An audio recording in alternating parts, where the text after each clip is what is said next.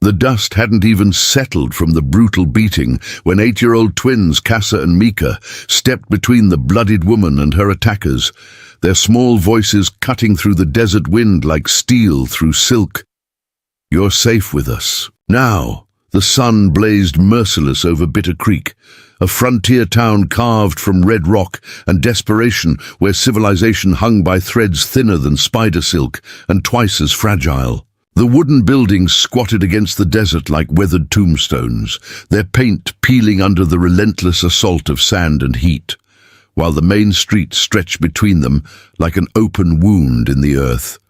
Sheriff Tom Briggs spat tobacco juice into the dust and adjusted his hat brim against the glare, his weathered face showing every one of his 53 years spent keeping order in a place that seemed allergic to it. The star on his chest caught the morning light as he watched the daily ritual unfold outside Mackenzie's general store, where decent folks crossed themselves and hurried past the figure huddled against the building's shaded side. Abigail Warren sat with her back pressed against the sun-warmed wood, her once proud dress now little more than patched rags that hung loose on a frame that had shed 30 pounds since her husband died in the copper mine collapse 6 months ago. Her dark hair, once thick and lustrous enough to catch every man's eye at Sunday service, now hung in limp strands around a face that had aged a decade in half a year. The wedding ring she refused to remove, despite everything had worn her finger raw from constant turning, a nervous habit born of grief and hunger. The townspeople of Bitter Creek had made their judgment swift and merciless. A woman alone was either someone's burden or someone's shame, and Abigail Warren had become both. Pastor Williams had suggested she take up residence at the mission school 50 miles south, teaching Indian children in exchange for room and board. But Abigail couldn't bear to leave the only place where memories of her husband Thomas still lived in every adobe wall and creaking floorboard, so she stayed, and the town made her pay for that choice in the currency of cruelty. Mrs. Catherine Mackenzie emerged from her store with a broom clutched like a weapon, her steel-grey hair pulled back so tight it stretched her features into a permanent scowl that spoke of a woman who'd forgotten how to bend without breaking. She'd buried 2 husbands and raised 4 children in this God-forsaken territory, and she had no patience for what she called women who won't accept Christian charity when it's offered. "Move along, Abigail," Mrs. Mackenzie commanded, her voice carrying the authority of someone who'd appointed herself guardian of the town's moral standards. "You're scaring away decent customers with your begging." Abigail looked up with eyes that had once sparkled with laughter, but now held only the hollow resignation of someone who'd learned that pride was a luxury she could no longer afford. "I'm not begging, Mrs. Mackenzie," she said quietly, her voice barely audible above the desert wind. "I'm just resting in the shade." "Resting," Mrs. Mackenzie snorted, raising her broom like she might use it to sweep Abigail away with the other debris. "That's what you call it when you sit there all day hoping someone will take pity and drop a coin or a crust of bread?" The accusation stung because it held enough truth to draw blood. Abigail had been hoping, praying with the desperate fervor of someone who'd run out of other options, that someone might offer her work, or at least the chance to earn an honest meal. But hope had become as scarce as rain in this drought-cursed territory. From across the street, near the saloon's batwing doors, 3 men watched the scene unfold with the predatory interest of vultures circling wounded prey.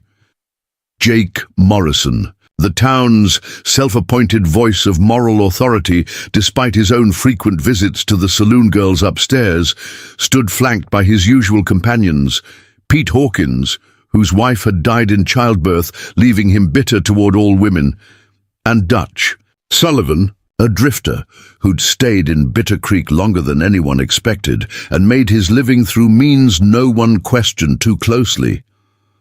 "Look at that," Jake said loud enough for half the street to hear, his words slurred slightly from the whiskey he'd been nursing since dawn. "The grieving widows putting on quite a show for the decent folks."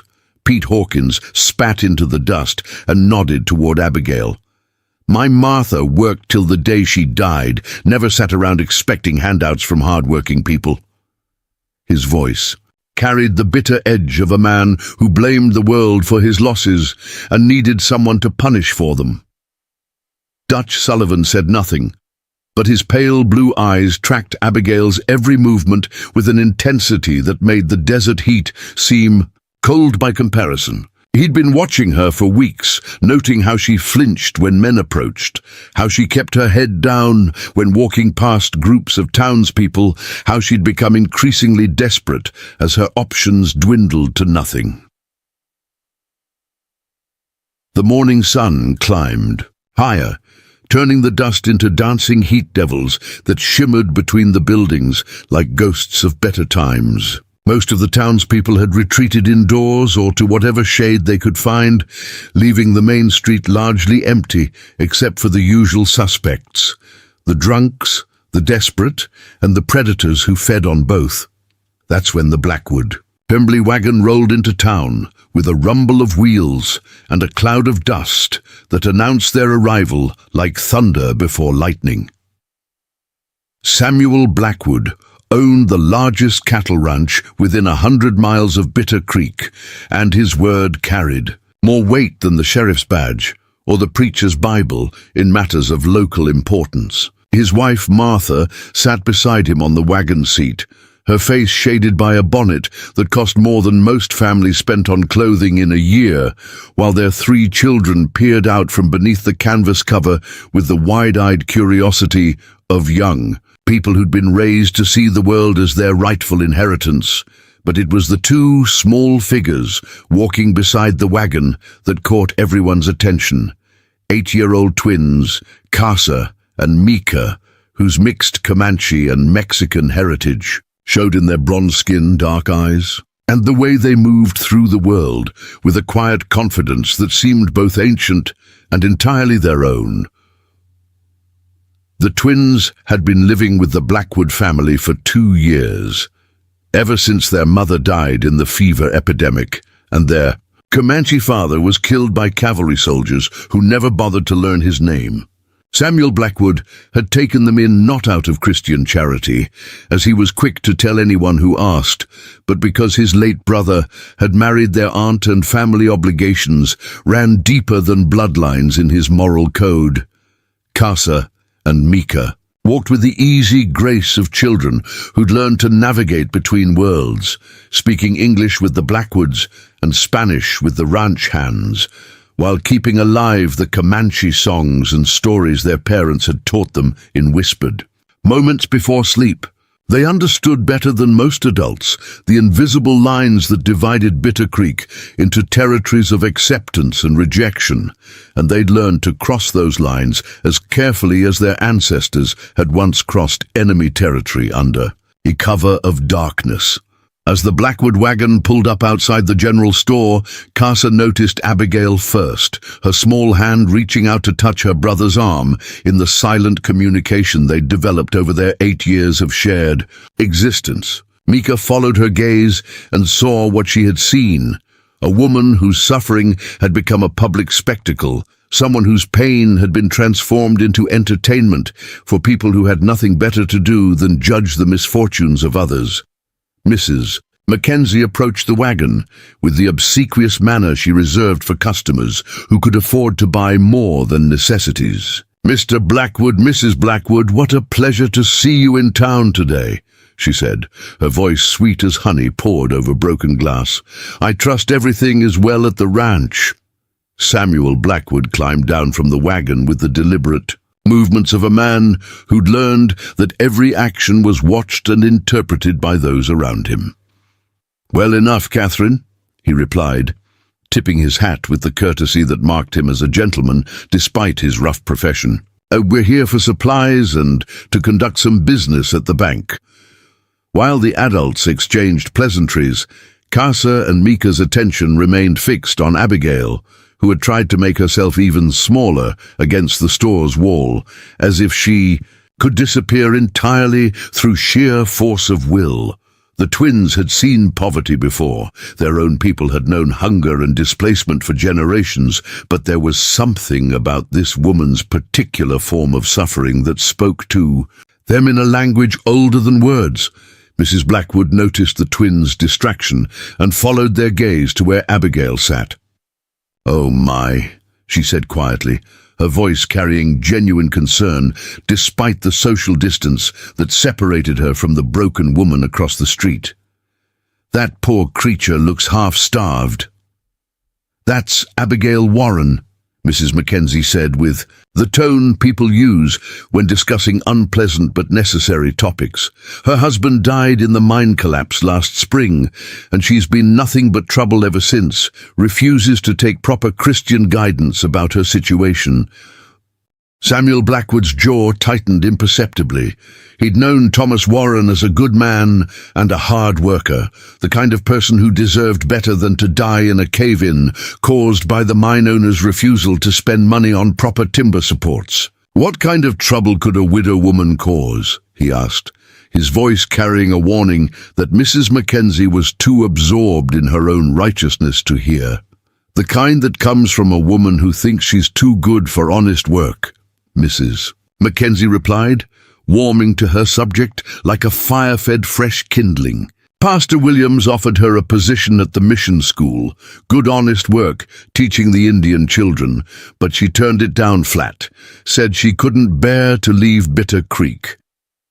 The irony of Mrs. Mackenzie criticizing someone else's pride while standing there in her finest dress was lost on everyone except the twins, who exchanged a glance that held volumes of unspoken understanding. They'd learned to read the subtle currents of adult hypocrisy with the sharp clarity that comes from living on the margins of society.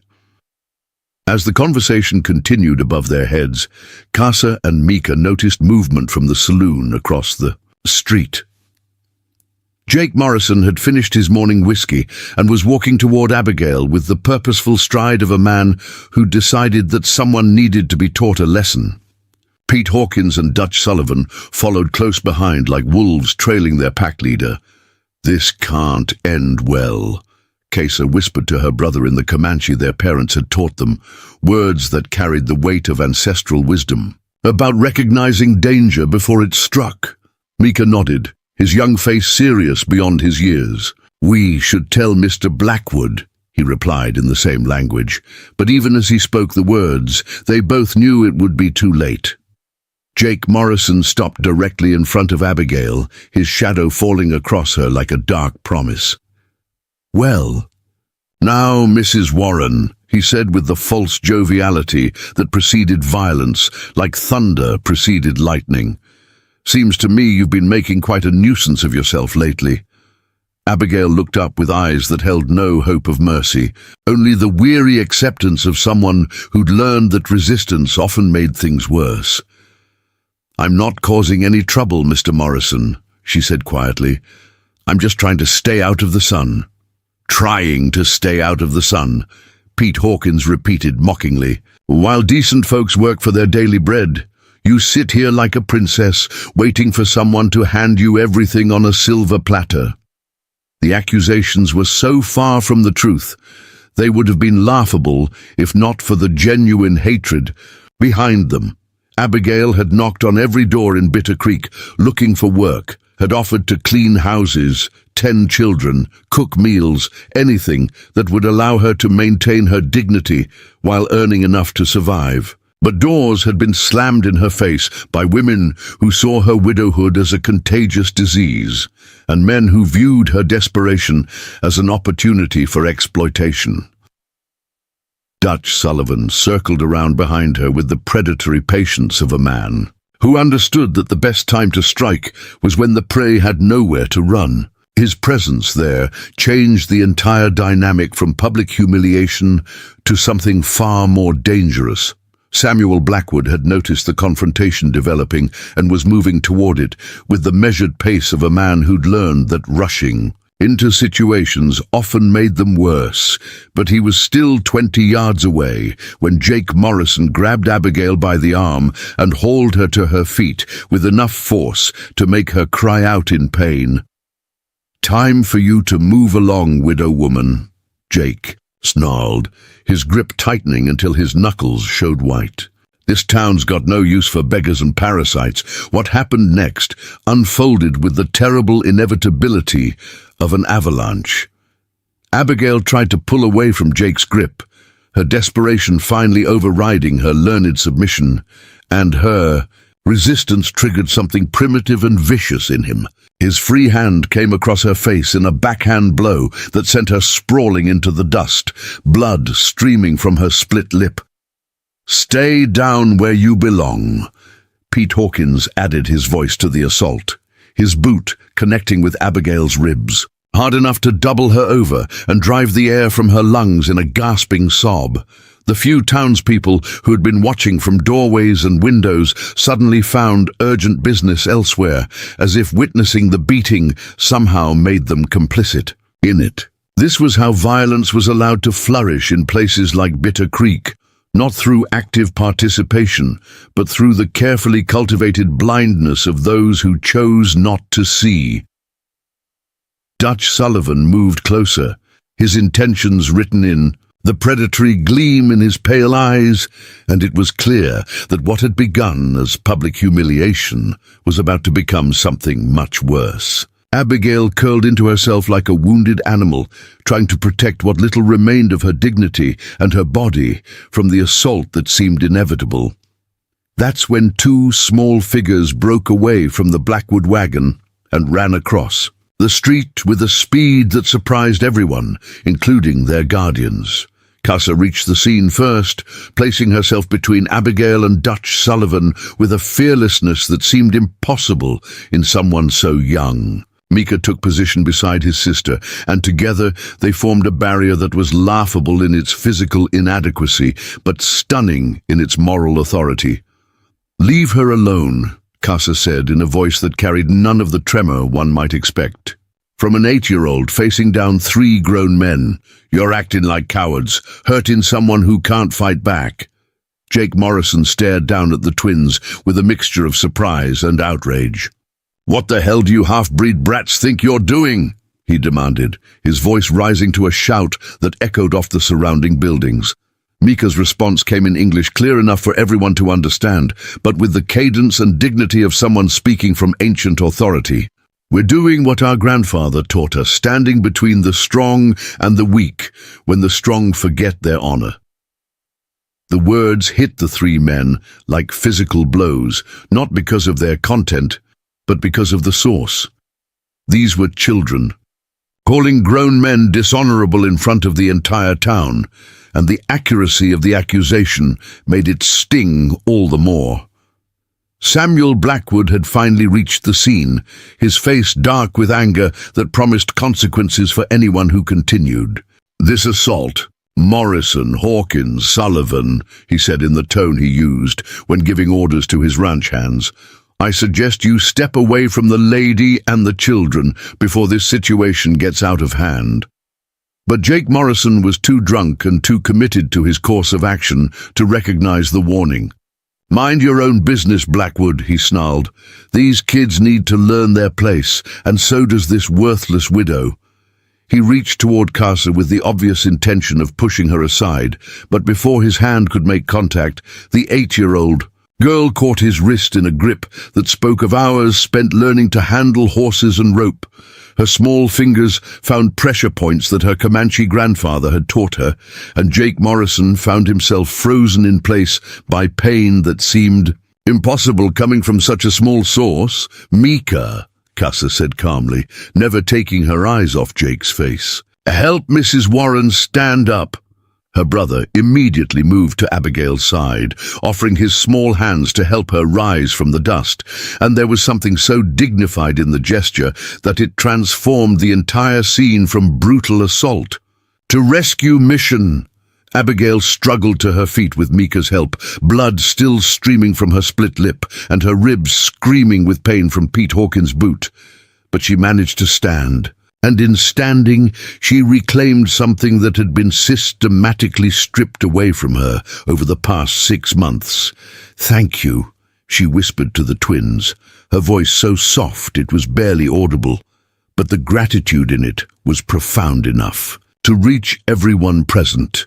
Casa finally released Jake Morrison's wrist, and he stumbled backward, cradling his hand and staring at the 8-year-old with a mixture of pain and disbelief. "You little savage," he spat. "Someone should teach you proper respect for your betters."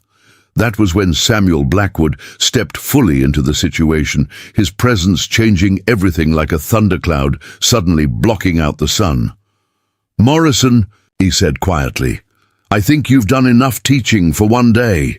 The threat in his voice was understated but unmistakable, and even in his drunken state, Jake Morrison was sober enough to recognize that pushing Samuel Blackwood any further would have consequences that extended far beyond this moment. The rancher's influence reached into every aspect of life in Bitter Creek, from the bank that held most people's mortgages to the sheriff who owed his position to Blackwood's political support. Pete Hawkins and Dutch Sullivan had already begun backing away, their courage evaporating now that the situation had shifted from victimizing a helpless woman to confronting one of the territory's most powerful men. Dutch's pale eyes still held their predatory gleam, but he was smart enough to recognize when the odds were no longer in his favor.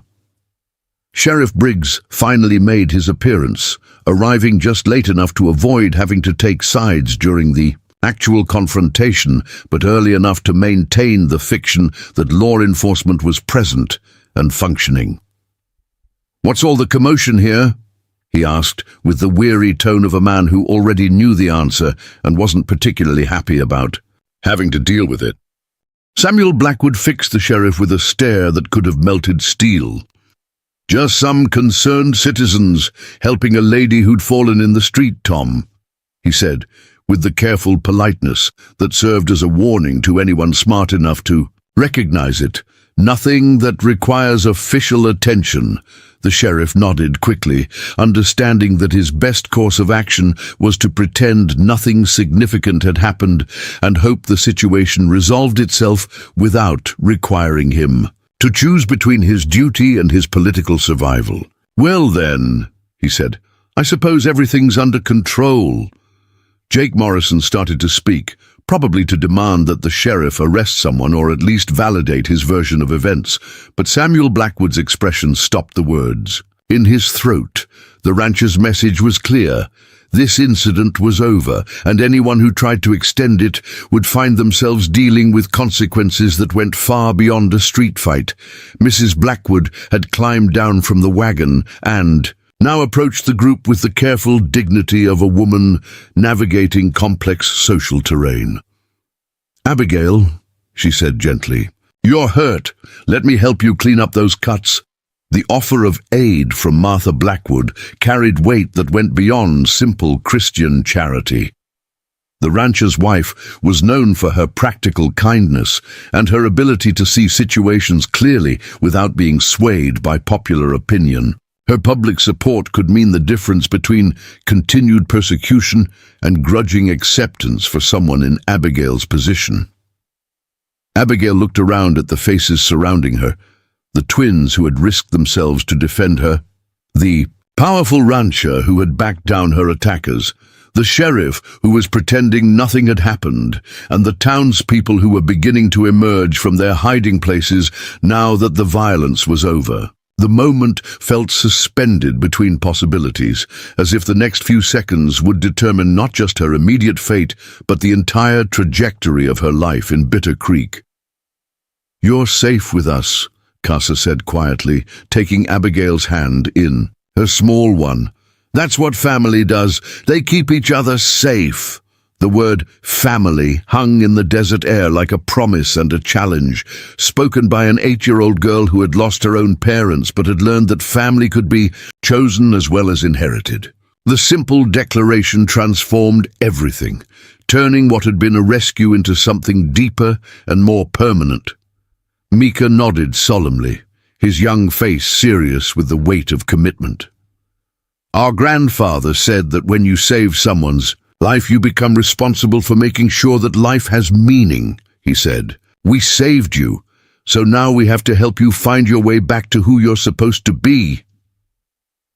The wisdom in those words, spoken by a child who had learned about loss and recovery through his own experience, struck everyone present with varying degrees of impact.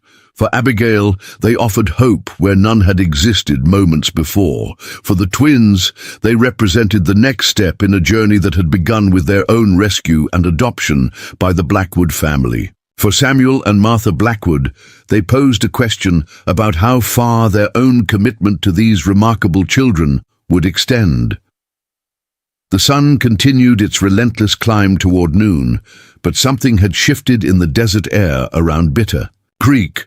The violence had been stopped, the victim had been defended, and 2 8-year-old children had shown an entire town what courage looked like when it wore the face of compassion rather than brutality. What would happen next remained to be written, but for the first time in 6 months, Abigail Warren believed that tomorrow might hold something other than despair.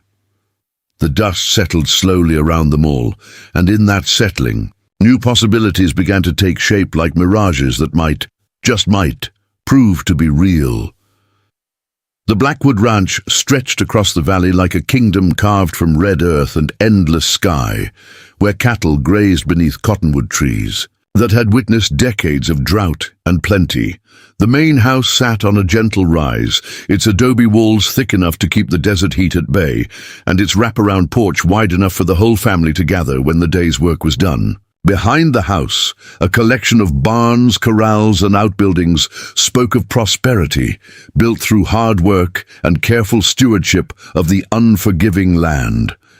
Abigail Warren sat on the edge of a wooden chair in the kitchen, her hands trembling, as Martha Blackwood cleaned the cuts on her face with gentle efficiency. The kitchen was warm and spacious, filled with the kind of comfortable clutter that spoke of a family that actually lived in their home rather than just existing in it. Copper pots hung from hooks along one wall, dried herbs dangled from the rafters, and the massive wood-burning stove radiated heat that seemed to penetrate all the way to Abigail's bones. "This might sting a bit," Martha said softly, dabbing at the split on Abigail's lip with a cloth soaked in whiskey. Her touch was practiced and sure, the hands of a woman who'd tended injuries on a working ranch for 20 years. "Samuel, would you fetch some of that salve Doc Henderson left for the horses? It works just as well on people." Samuel Blackwood stood near the kitchen window, his broad shoulders silhouetted against the afternoon light as he watched his ranch. Hands go about their daily routines in the distance, but his attention wasn't really on the cattle or the men who tended them. It was on the woman sitting at his kitchen table, broken and bloodied by the casual cruelty of people who should have known better. "Martha's right about that salve," he said without turning from the window. "Had to use it myself when that Mustang got the better of me last month." His voice carried the easy confidence of a man who'd learned that sometimes the best way to help someone feel comfortable was to treat extraordinary circumstances as perfectly ordinary. Casa and Mika sat at the far end of the kitchen table, sharing a plate of cold cornbread and watching the adults with the quiet intensity that marked them as children who'd learned early that the world could change without warning. They understood that what had happened in town was more than just a rescue. It was the beginning of something that would require careful navigation and perhaps considerable courage from everyone involved. "Mrs. Warren," Mika said suddenly, his young voice cutting through the careful politeness that had settled over the kitchen. "You hungry? Senora Rosita made extra beans this morning, and she always says hungry people can't heal properly." Abigail looked up from Martha's ministrations, surprised by the directness of the question. She'd grown accustomed to people dancing around, her obvious need, as if acknowledging her hunger might somehow make them responsible for addressing it. "I don't want to be any trouble," she said automatically, the response that had become her default whenever anyone offered her anything. Casa slid off her chair and approached the stove with the confidence of a child who'd been welcome in this kitchen since she was 6 years old. Before we jump back in, tell us where you're tuning in from, and if this story touches you, make sure you're subscribed, because tomorrow I've saved something extra special for you. Trouble would be letting you stay hungry when we have food, she said matter-of-factly, lifting the lid on a large pot that released the rich aroma of beans, slow-cooked with onions and chili peppers. Besides, Senora Rosita gets sad when people don't eat her cooking. The mention of food made Abigail's stomach clench, with a hunger so profound it was almost painful. She couldn't remember her last full meal, probably 4 days ago, when she'd found half a sandwich discarded behind the hotel. The thought of hot food, prepared with care and offered freely, seemed too good to be true. Martha Blackwood noticed the way Abigail's eyes followed Case's movements around the stove, and she understood with the intuition of a woman who'd raised 3 children that hunger was a wound that needed immediate attention. Case is absolutely right, she said firmly. And while we're getting you fed, we need to talk about what happens next. The words hung in the air like a challenge and a promise. What happens next? For 6 months, Abigail had lived 1 day at a time, sometimes 1 hour at a time, with no thought beyond basic survival. The idea that there might be a next that extended beyond finding shelter for the night or scrounging enough food to keep breathing felt almost foreign. Samuel finally turned from the window and took a seat at the table across from Abigail. His presence filled the space without overwhelming it, the quiet authority of a man who'd learned to lead through example rather than intimidation. "Abigail," he said, using her first name with the casual respect that marked him as someone who saw people as individuals rather than problems to be solved. "What do you want?" The question was so simple and so direct that it took Abigail's breath away. What did she want? She'd spent so long focused on what she needed: food, shelter, safety, that she'd forgotten she was allowed to want anything beyond mere survival. The luxury of desire had been stripped away along with everything else when Thomas died. "I want to go home," she said before she could stop herself, then immediately shook her head. "But I don't have a home anymore. The bank took the house. When I couldn't make the mortgage payments, everything Thomas and I built together is gone." Mika looked up from the bowl of beans Casa had placed in front of him. "Our home is gone too," he said, with the matter-of-fact tone children use when discussing tragedy. "Soldiers burned our village and killed our father, but Mr. Blackwood says home isn't a place anyway. It's the people who choose to keep you safe." The wisdom in those words, spoken by an 8-year-old who'd lost everything and found it again in a different form, struck Abigail like lightning. She looked around the kitchen at these people who'd brought her here, who were feeding her and tending her wounds without asking for anything in return. And for the first time in months, she felt something other than despair. Casa placed a bowl of steaming beans in front of Abigail, along with a thick slice of cornbread that was still warm from the oven. "Eat first," she said with the gentle authority of someone who understood that all other problems became simpler when you weren't starving. "Then we can talk about everything else." Abigail picked up the spoon, with hands that shook slightly, not from fear this time, but from the overwhelming emotions that came with being cared for after months of neglect.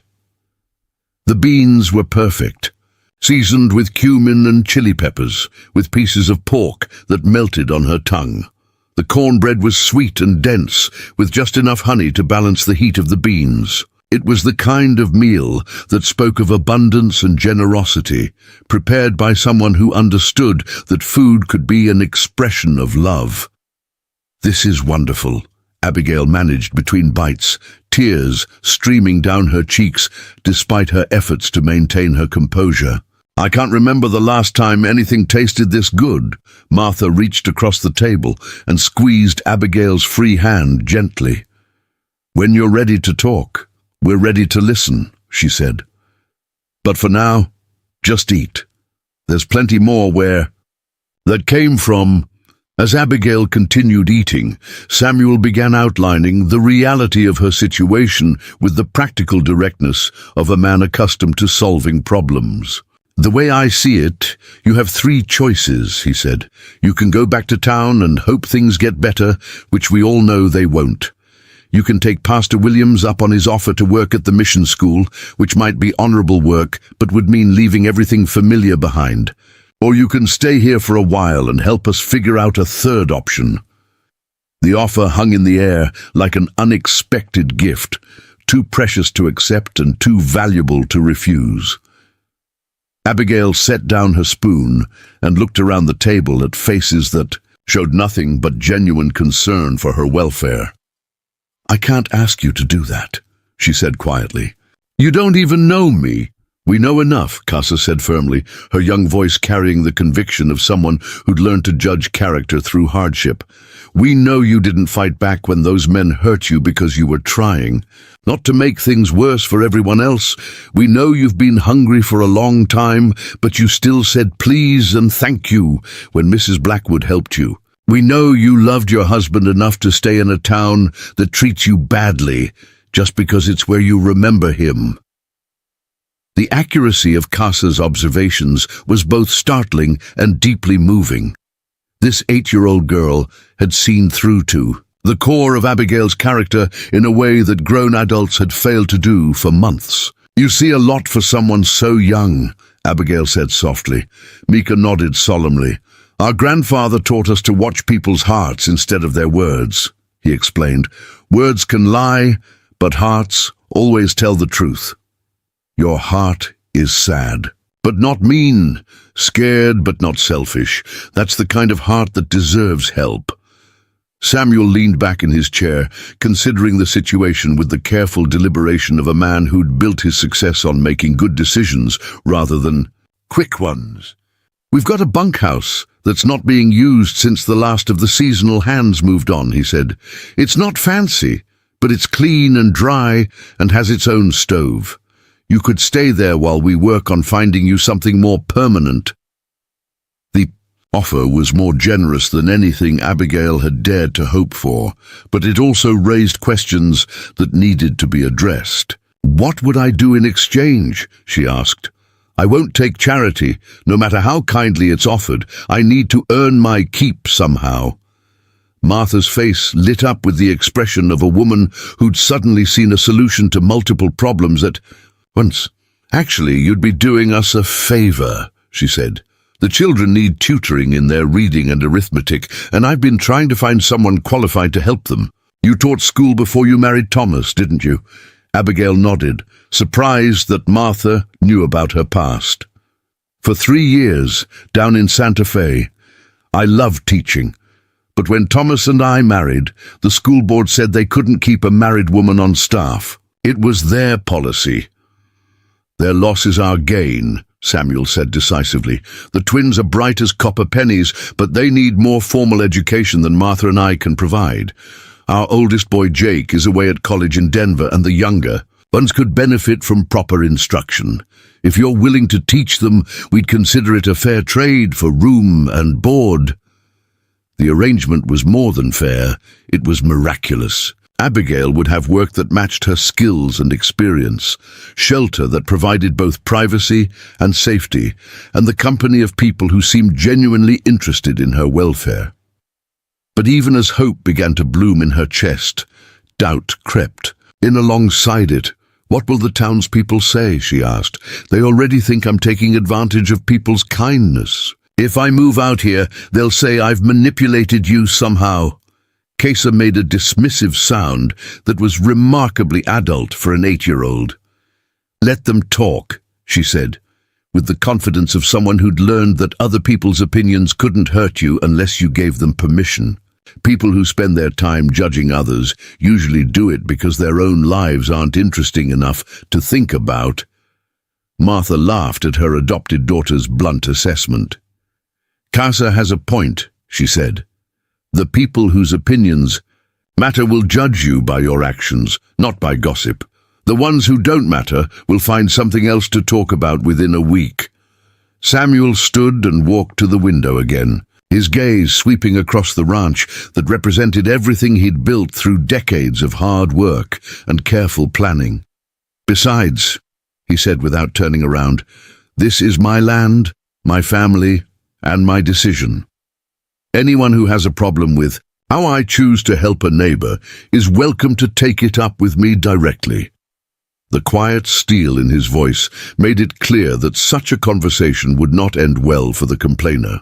Samuel Blackwood's reputation for fairness was matched only by his reputation for protecting the people under his care. And Abigail was beginning to understand that she had somehow been included in that select group. The sound of horses approaching interrupted the conversation, and Samuel moved to the window with the alertness of a man who'd learned that unexpected visitors could bring either good news or trouble. "Riders coming in," he announced. "Looks like Doc Henderson and someone I don't recognize."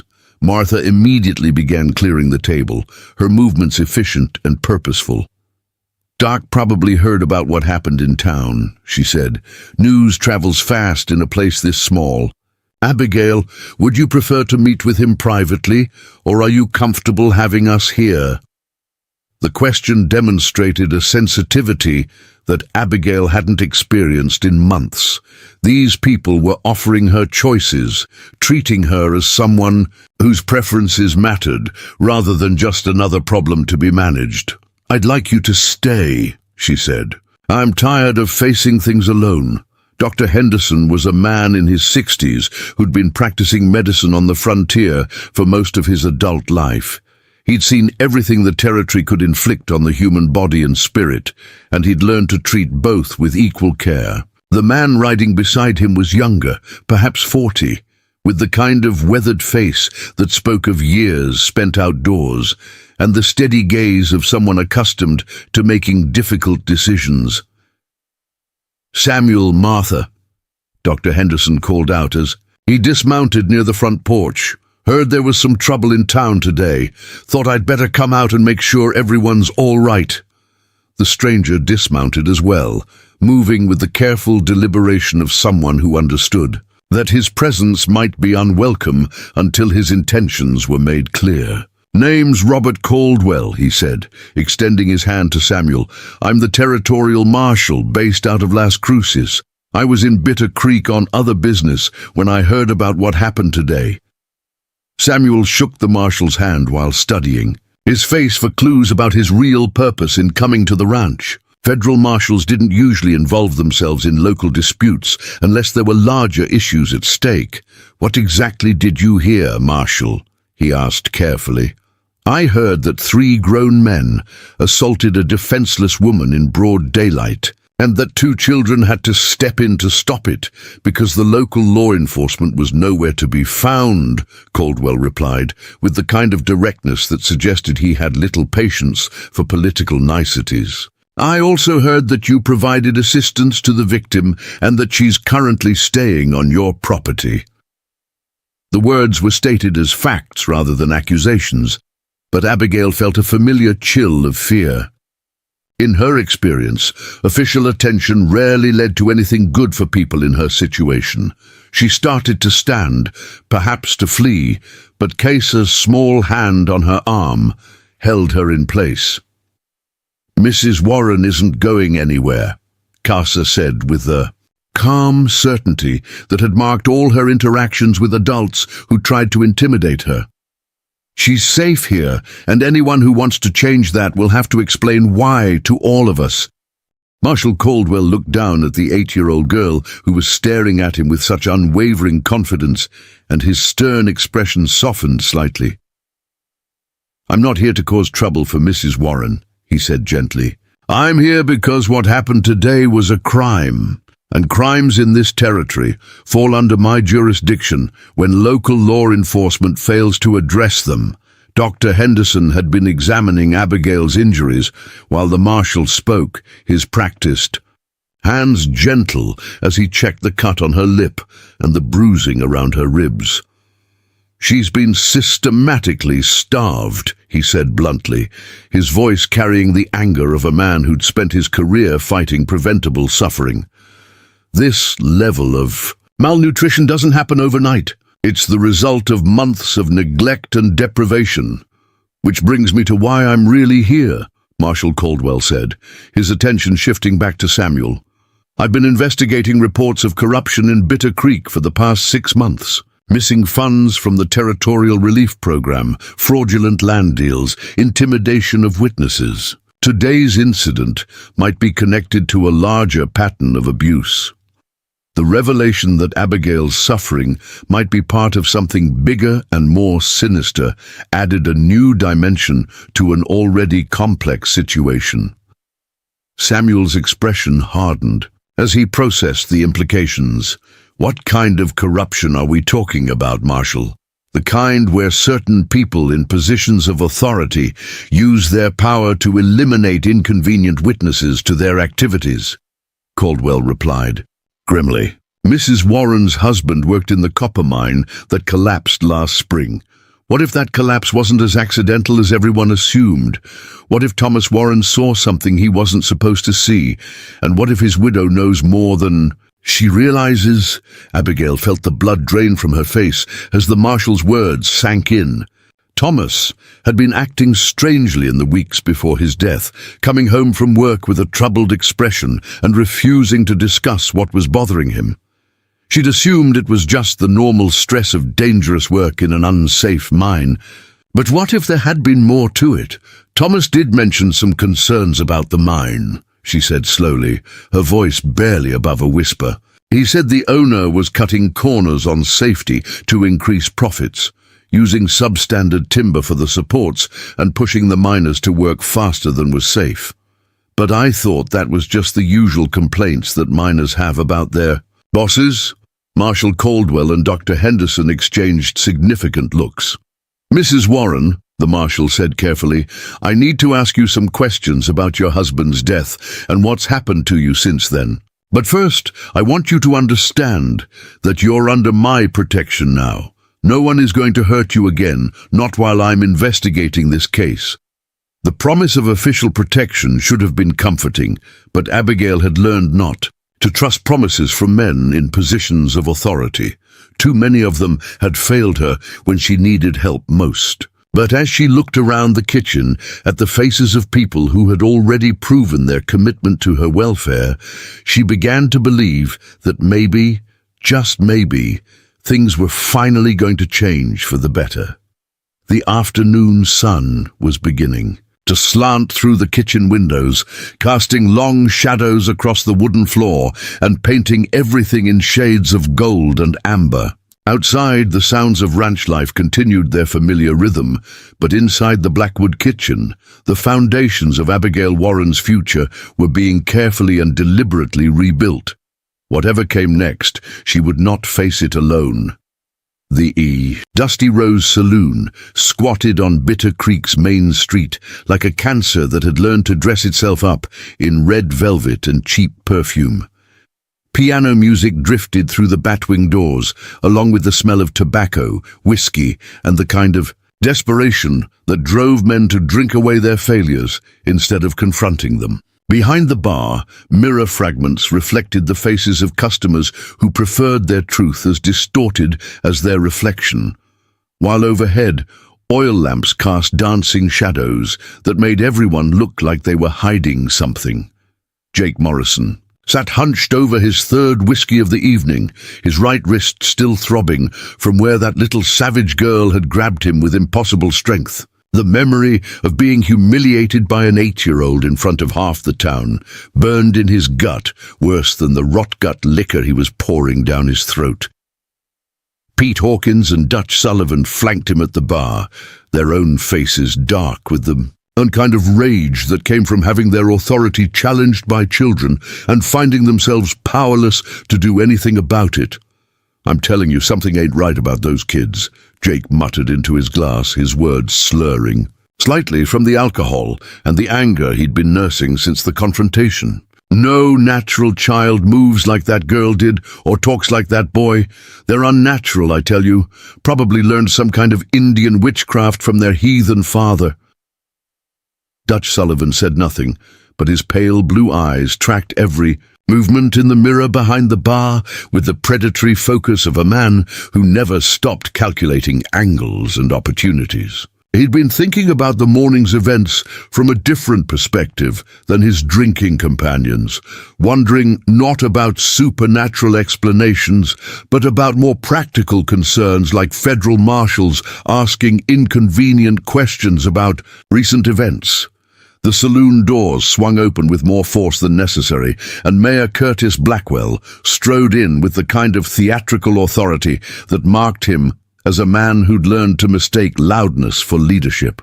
At 55, Blackwell carried himself like someone who'd never been told that wearing expensive clothes couldn't hide a cheap character, and his political career in Bitter Creek had been built on the foundation of telling people what they wanted to hear rather than what they needed to know. "Morrison!" Blackwell called out, his voice cutting through the ambient noise of the saloon like a rusty knife through leather. "We need to talk. Now." Jake looked up with the bleary focus of a man who'd been drinking steadily since noon and wasn't entirely sure what time it was anymore.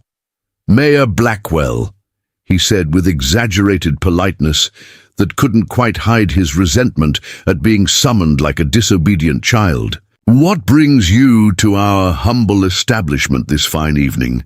Blackwell glanced around the saloon with obvious distaste, noting the faces that quickly looked away when his gaze fell on them.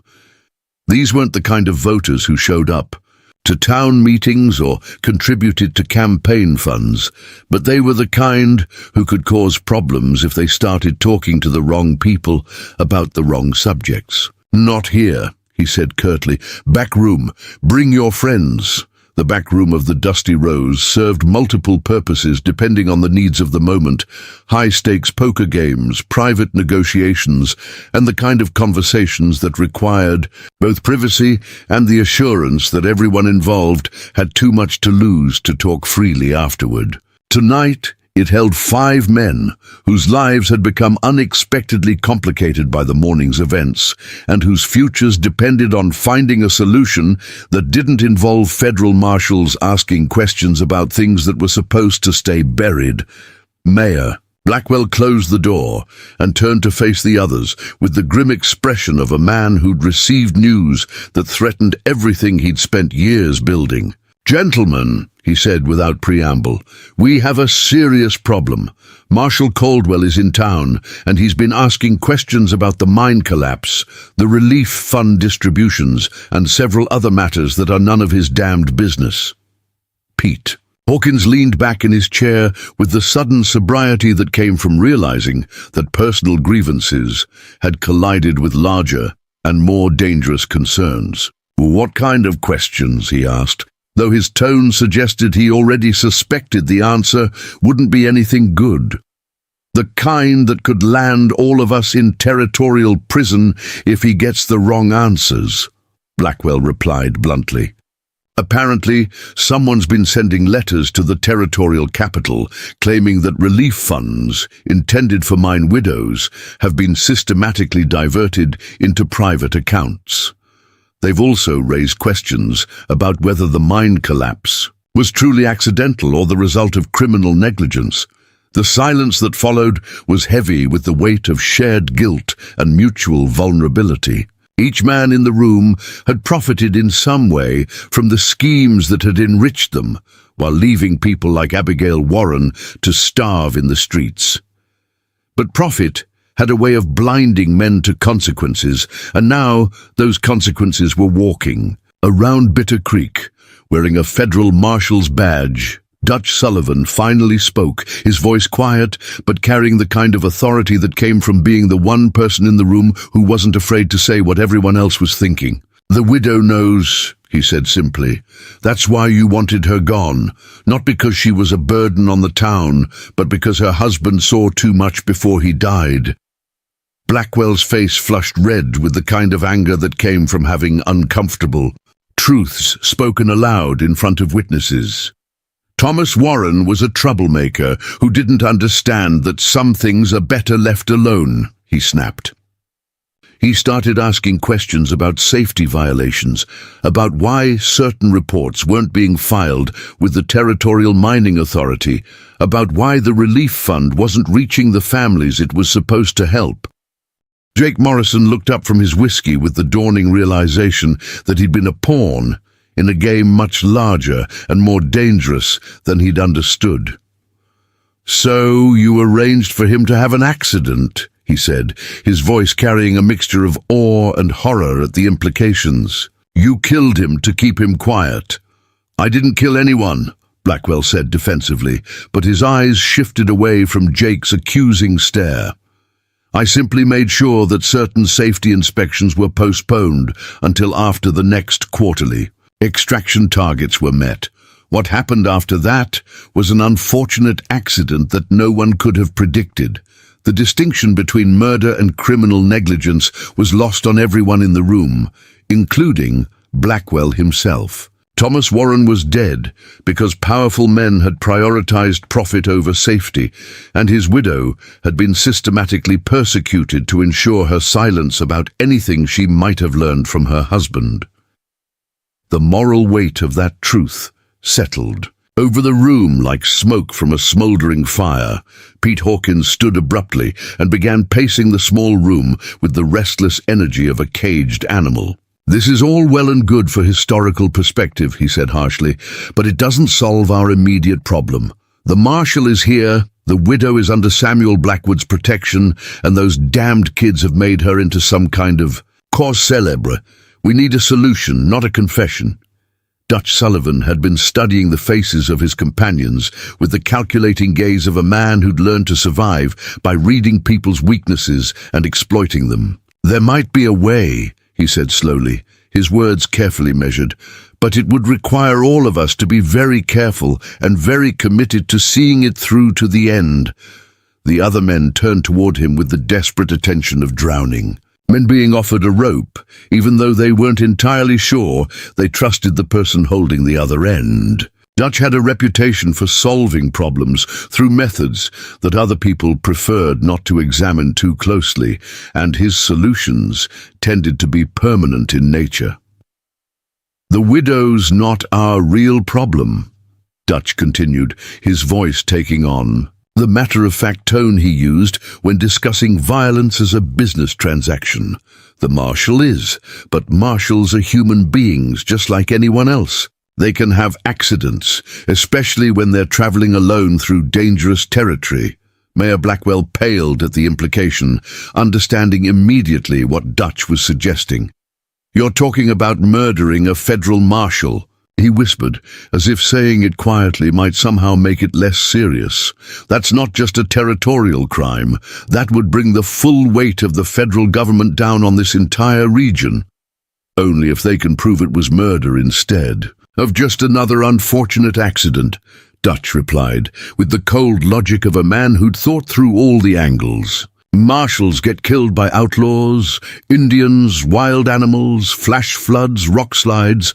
This is dangerous country, and dangerous things happen to people who travel through it alone." Jake Morrison had sobered up considerably during the conversation, the reality of what they were discussing cutting through his alcohol-induced haze like a cold knife. "And what about the widow? Even if something happened to the marshal, she's still out there with everything her husband might have told her." "The widow is under Samuel Blackwood's protection," Dutch said with a slight smile that didn't reach his eyes. "But protection only works when the protector is present.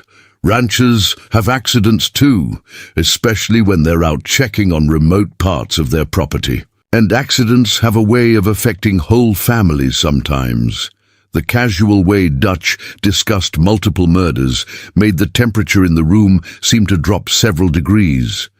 These were no longer desperate men looking for a way out of their problems. They were conspirators planning a series of killings that would eliminate everyone who posed a threat to their continued freedom and prosperity.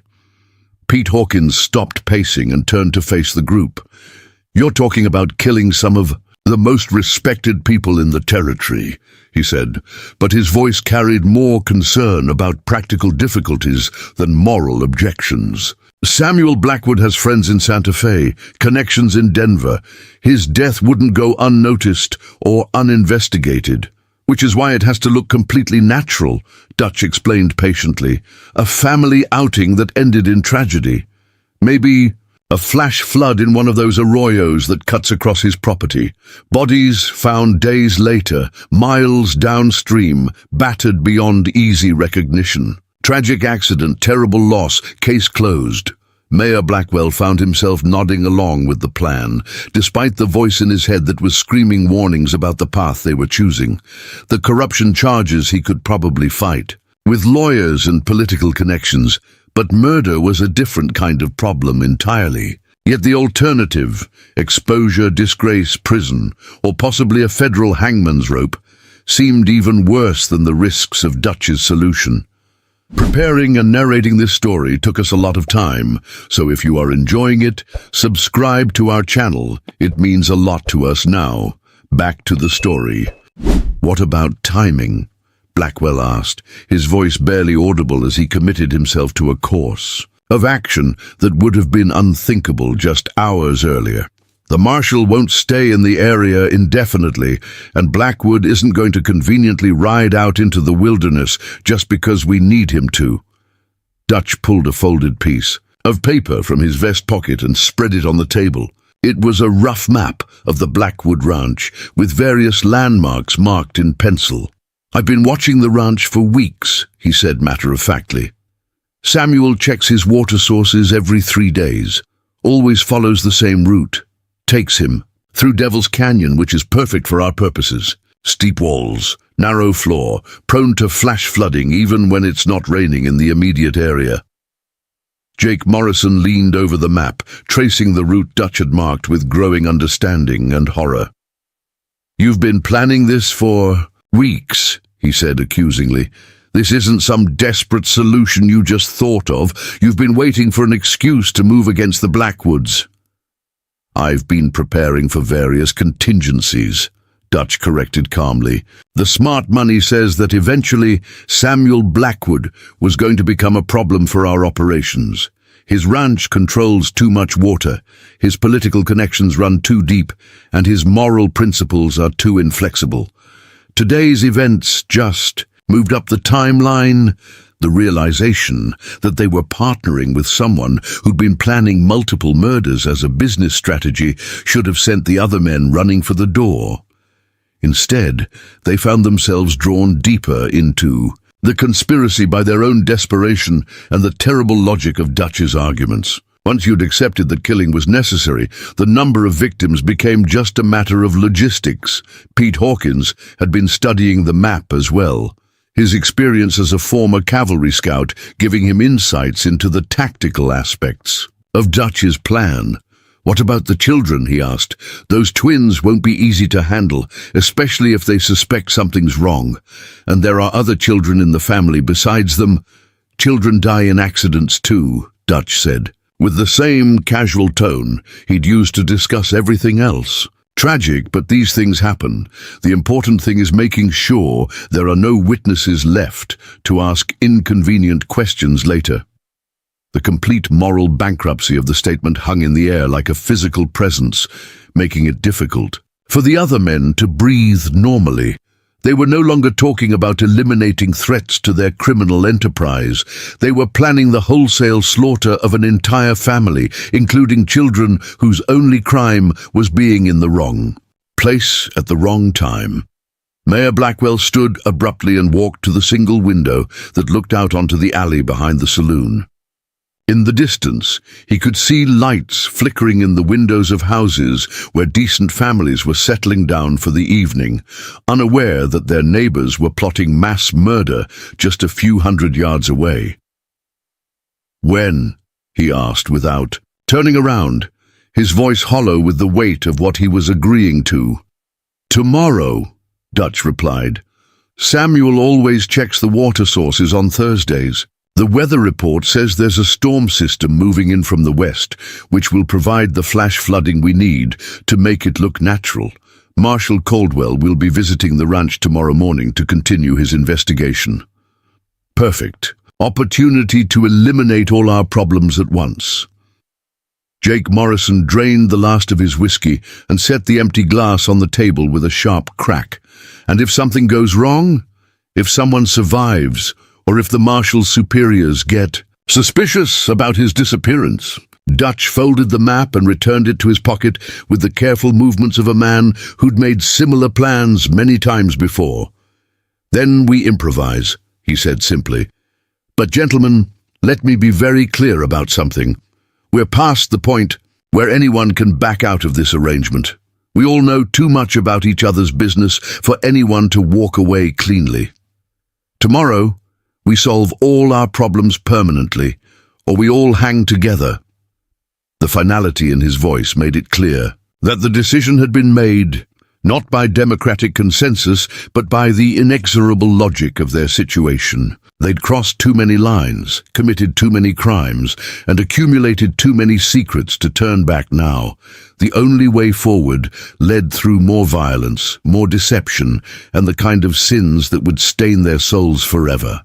As the men filed out of the back room and into the smoky main area of the saloon, each lost in his own thoughts about what morning would bring, none of them noticed the small figure that slipped away from the window where she'd been listening to their entire conversation.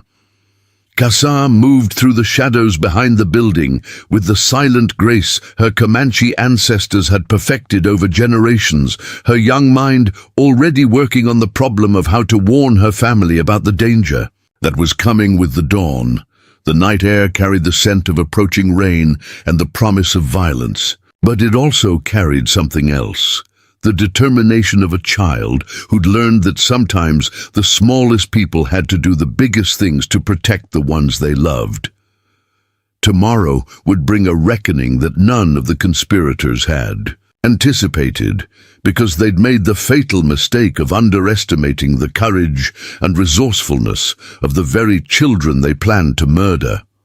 Dasatis, the storm clouds that had been building on the western horizon all evening, finally reached the Blackwood Ranch with a whisper of wind through the cottonwood trees and the distant rumble of thunder that promised rain before dawn. In the main house, most of the family slept peacefully, unaware that death was already making plans for their morning. But in the small bunkhouse where Abigail Warren had been given sanctuary, sleep proved as elusive as the safety she'd thought she'd finally found. Abigail sat on the edge of her narrow bed, staring out the single window at clouds that moved across the stars like dark promises of trouble to come. The bunkhouse was clean and comfortable, with a small wood stove that kept the desert chill at bay and walls thick enough to muffle the sounds of the working ranch beyond. For the first time in months, she had privacy, security, and hope for a future that extended beyond mere survival. Yet something nagged at her consciousness, a persistent feeling that the day's events had been too good to be true. The soft sound of bare feet on wooden planks outside her door made her freeze with the instinctive wariness of someone who'd learned that unexpected visitors rarely brought good news. But when the door opened just wide enough to admit a small figure, her fear transformed into surprise. Casa slipped inside with the silent grace of a shadow-given form, her dark eyes bright with urgency in the lamplight. "Mrs. Warren," Casa whispered, her young voice carrying an adult seriousness that seemed impossible for an 8-year-old.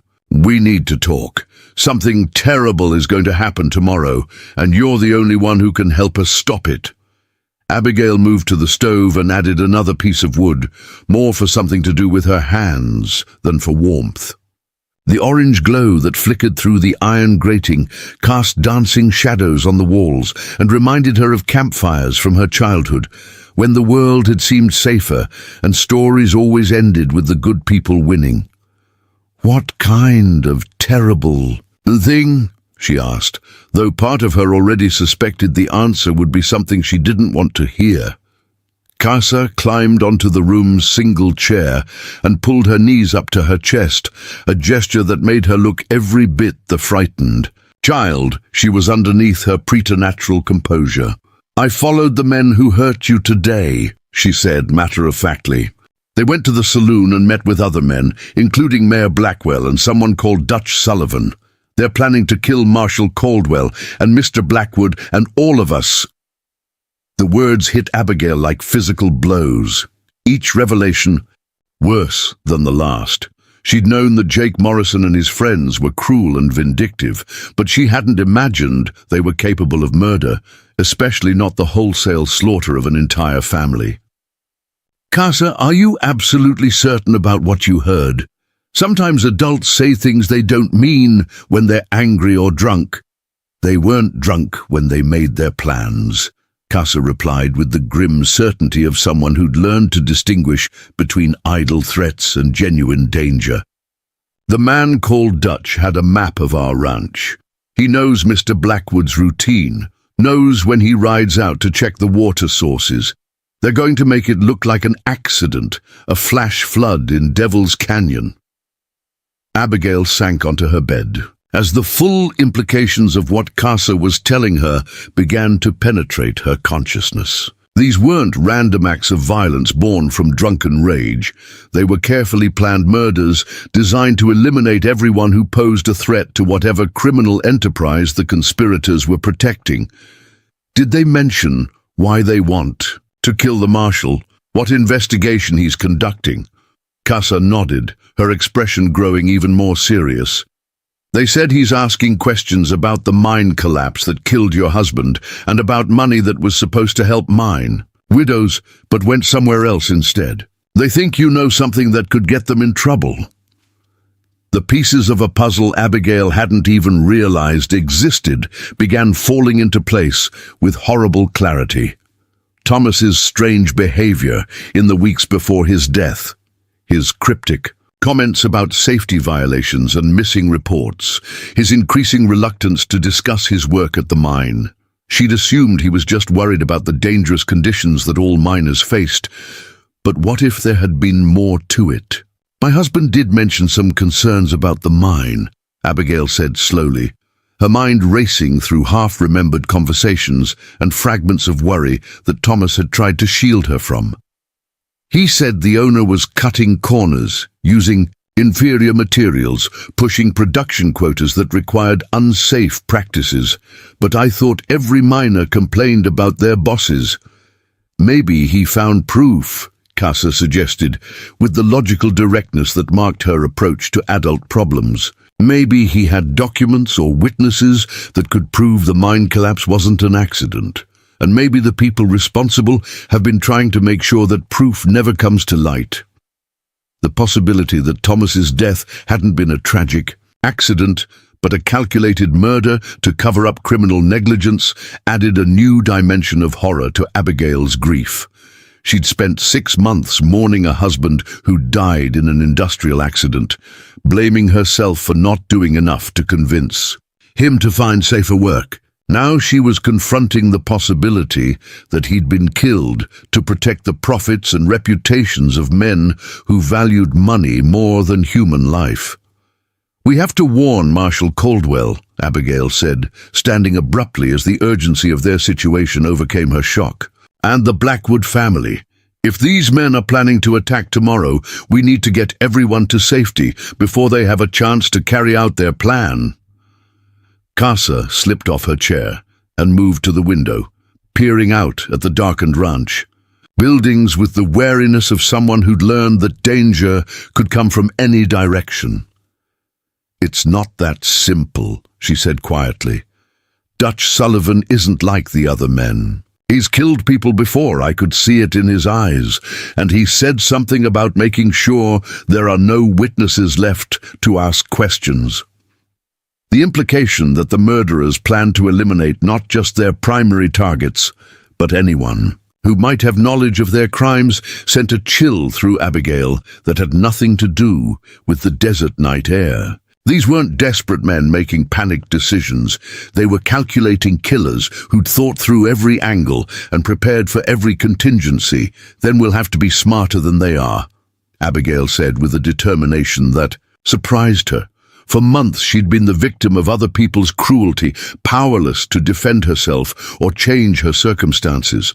But now, faced with a threat to people who'd shown her kindness, she felt something awakening inside her that had been dormant since Thomas's death. Not just anger, but a fierce protective instinct that demanded action. Casa turned from the window with a slight smile that made her look older than her 8 years. "I was hoping you'd say that," she said, "because I have a plan, but I need your help to make it work, and it's going to require us to do some things that might seem dangerous." Before Casa could explain her plan, the soft sound of approaching footsteps outside made both of them freeze. But instead of the heavy boots of dangerous men, they heard the lighter tread of someone trying not to wake the household. A gentle knock on the door was followed by Mika's whispered voice. "Casa? Mrs. Warren? I know you're both awake." Casa opened the door to admit her twin brother, whose presence completed the feeling of a war council being assembled in the small bunkhouse. Mika carried a cloth bundle that clinked softly when he set it on the floor, and his expression held the same adult seriousness that marked Casa's demeanor. "I brought supplies," Mika said simply. "Food, water, some other things we might need. I also talked to Joaquin, one of the ranch hands. He's willing to help us, but he says we have to be very careful about who else we trust." The fact that the twins had already begun organizing a resistance to the murder plot showed a level of maturity and tactical thinking that would have been impressive in adults. But it also highlighted the terrible reality that children were being forced to take responsibility for protecting their family, because the adults who should have been safeguarding them were either unaware of the danger or actively planning to cause harm. Abigail knelt beside the bundle Mika had brought and began examining its contents. Along with bread, dried meat, and a water flask, she found items that spoke to the seriousness of their situation: rope, a sharp knife, lucifer matches, and what appeared to be a small pistol that looked like it had seen considerable use. "Where did you get this gun?" she asked, holding up the weapon with the careful respect of someone who'd learned firearm safety from her late husband. The pistol was clean and well-maintained, suggesting it belonged to someone who knew how to use it properly. "It was our father's," Casa explained quietly. "One of the few things we brought with us when Mr. Blackwood took us in. Joaquin's been teaching us how to shoot, says every person on a ranch should know how to defend themselves and their livestock." The casual way an 8-year-old discussed firearms training was another reminder of how different frontier life was from the civilized world Abigail had known before Thomas's death. Children here learned adult skills out of necessity, not choice, and survival often depended on being prepared for violence even when you hoped it would never come. "What exactly is your plan?" Abigail asked, settling cross-legged on the floor so she could speak with the twins at eye level. The gesture acknowledged them as equals in their current crisis, partners in planning rather than children to be protected from adult realities. Mika pulled a folded paper from his pocket and spread it on the floor between them. It was a hand-drawn map of the ranch, more detailed than the one Dutch Sullivan had shown his conspirators, but covering the same general area. Various locations were marked with symbols that seemed to represent different tactical considerations. "The men are planning to attack Mr. Blackwood when he rides through Devil's Canyon tomorrow morning," Casa explained, pointing to a narrow passage marked on the map. "But they're also planning to kill Marshal Caldwell, probably when he's alone at the ranch house asking his questions. So we need to warn everyone and get them away from where the attacks are supposed to happen," Abigail said, following the logic of their situation. "But if we simply tell them about the danger, the killers might just change their plans and attack somewhere else, or at a different time." "Exactly," Mika said with approval. "That's why we need to do more than just warn people. We need to set a trap that will catch the killers and provide evidence of their crimes. And that means someone has to be bait. The twins exchanged a look that held volumes of unspoken communication, the kind of silent dialogue that only people who'd shared every experience since birth could achieve. When they turned back to Abigail, their expressions held a mixture of determination and apology. "It has to be you," Casa said gently. "You're the one they really want dead, because they think you know something that could expose their crimes. If we can make them believe you're alone and vulnerable, they might try to kill you first, before they go after Mr. Blackwood and the marshal." The proposal that she serve as bait for murderers who'd already demonstrated their willingness to kill anyone who threatened their interests should have terrified Abigail beyond rational thought. Instead, she found herself considering the tactical advantages of such a plan, with the cold calculation of someone who'd learned that survival sometimes required taking calculated risks. "Where would this trap take place?" she asked, her voice steady despite the magnitude of what they were discussing. "And how would we ensure that the killers are caught rather than simply warned away by the sight of law enforcement?" Mika pointed to a location on the map that was marked with a red X. "The old line shack near Willow Creek," he said. "It's isolated enough that the killers would feel safe approaching it, but close enough to the main ranch that help could arrive quickly if our plan works. And there's only one good approach, so we'd be able to see them coming. The key is making sure Marshal Caldwell knows what's happening without alerting the killers to our trap," Casa added.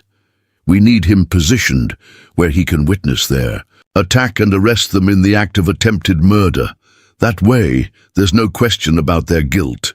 The complexity of coordinating multiple moving parts while keeping their activities secret from a group of experienced killers was daunting. But Abigail could see the essential soundness of the twins' strategy.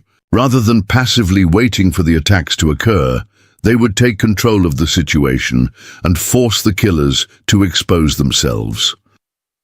Outside, the storm that had been building all evening finally arrived with a whisper of rain against the windows and a flash of lightning that illuminated the bunkhouse interior for a brief moment. The weather that Dutch Sullivan planned to use as cover for his murders would also provide concealment for their counter-operation. "When do we start?" Abigail asked, surprising herself with her eagerness to take action after months of passive victimhood.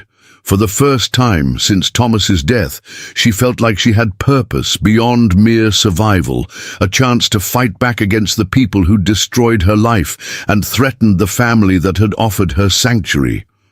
Now, both twins said simultaneously, their voices carrying the quiet confidence of children who'd learned to trust their instincts and act decisively when circumstances demanded it. As they began to finalize the details of their plan, none of them noticed the figure watching from the shadows outside the bunkhouse window. Dutch Sullivan had anticipated that the twins might prove troublesome, and he'd come to the ranch to conduct his own reconnaissance before tomorrow's attack. What he'd overheard would require some adjustments to his original plan, but it wouldn't stop him from achieving his ultimate goal. The hunter had become the hunted, but the game was far from over.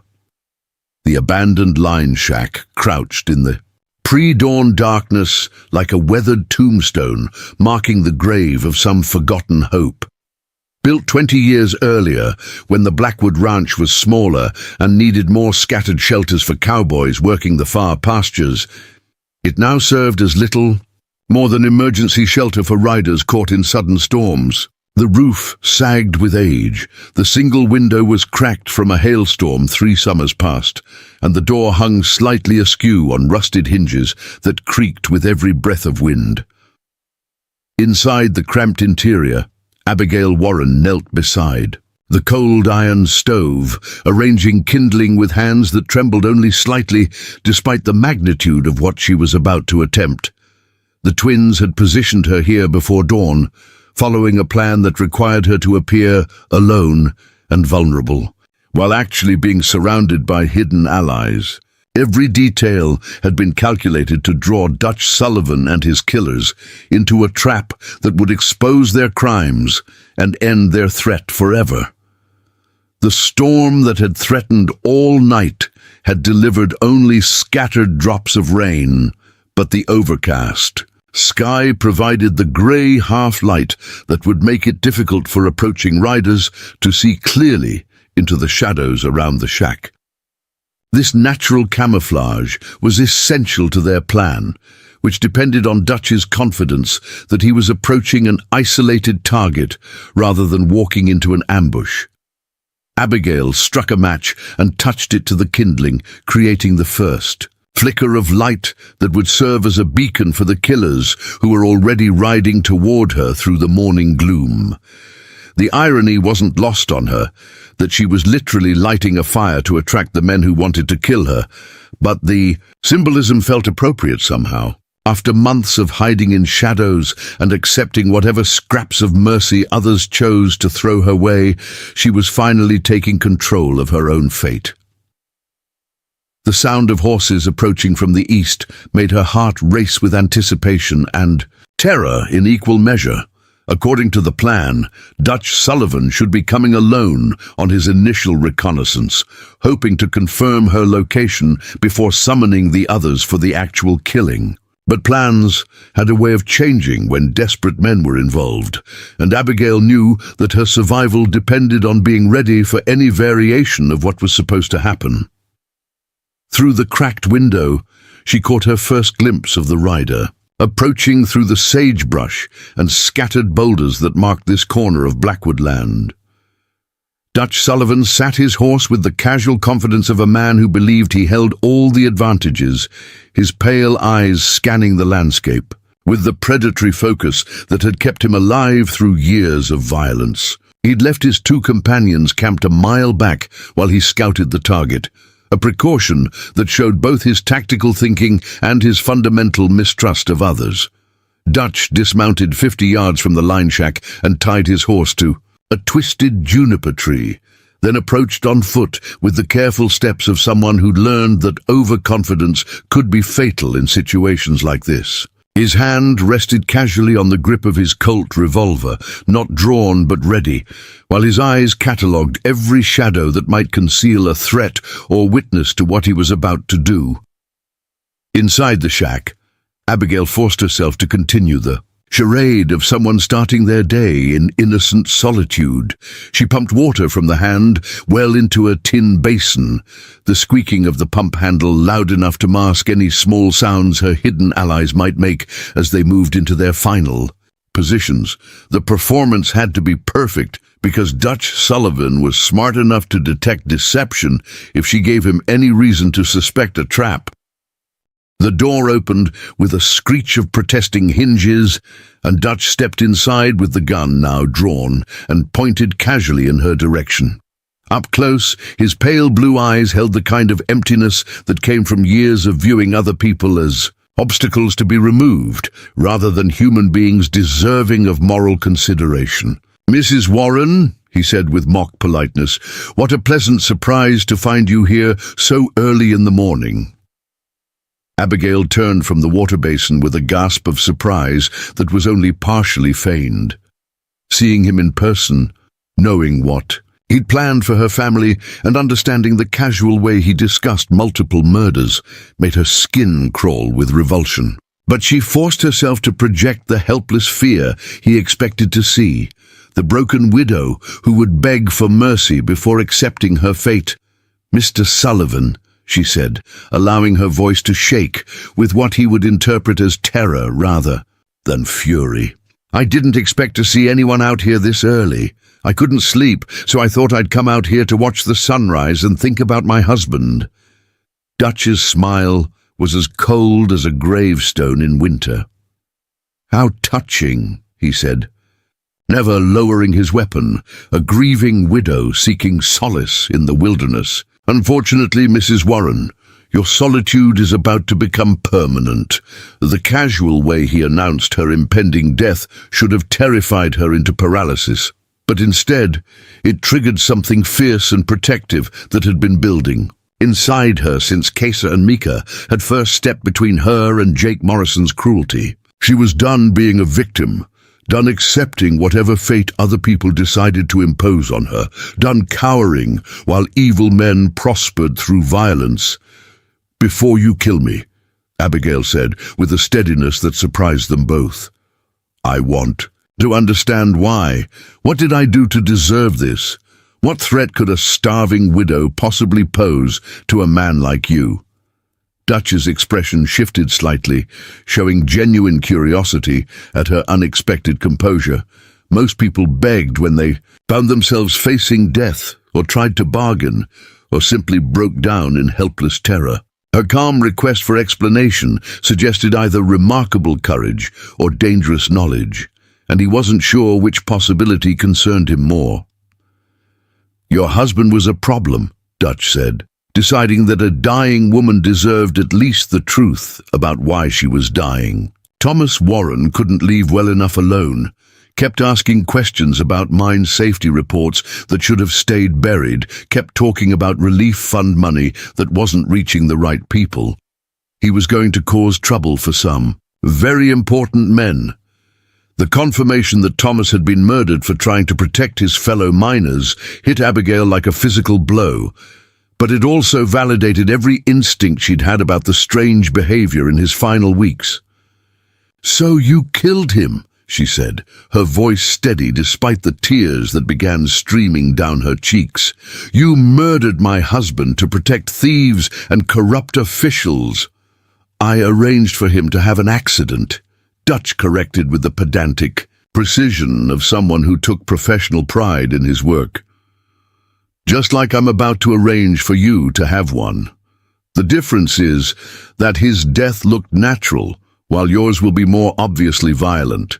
We need it to appear that you were killed by outlaws or Indians, someone with no connection to the good citizens of Bitter Creek." What Dutch Sullivan didn't know was that every word of his confession was being heard by Federal Marshal Robert Caldwell, who crouched in the shadows behind the line shack with a loaded rifle and growing fury at the casual way this killer discussed multiple murders. The marshal had been skeptical when Kesa and Mika had approached him before dawn with their desperate plan, but he'd agreed to play along because their intelligence about the conspiracy had proven accurate in every detail. "You won't get away with this," Abigail said, still playing her role but meaning every word. "People will ask questions about my disappearance. Marshal Caldwell is already investigating the corruption in Bitter Creek." Dutch's laugh was genuinely amused. "Marshal Caldwell will be dead before noon," he said confidently, "along with Samuel Blackwood and anyone else who might ask inconvenient questions about your tragic demise. We're cleaning house, Mrs. Warren, removing all the loose ends that might unravel our profitable arrangement." That was the signal Marshal Caldwell had been waiting for, the explicit confession of conspiracy to commit multiple murders that would ensure federal charges against everyone involved. He rose from his concealment, with his rifle trained on Dutch Sullivan's back, his voice carrying the authority of federal law enforcement. "Drop your weapon and put your hands where I can see them," Caldwell commanded. "You're under arrest. For conspiracy to commit murder, confession to the murder of Thomas Warren, and threatening a federal officer." Dutch spun toward the marshal's voice with the reflexes of a man who'd survived countless gunfights, his Colt already rising to fire at the new threat. But he'd forgotten about the woman behind him, and Abigail Warren was no longer the helpless victim he'd expected to murder without resistance.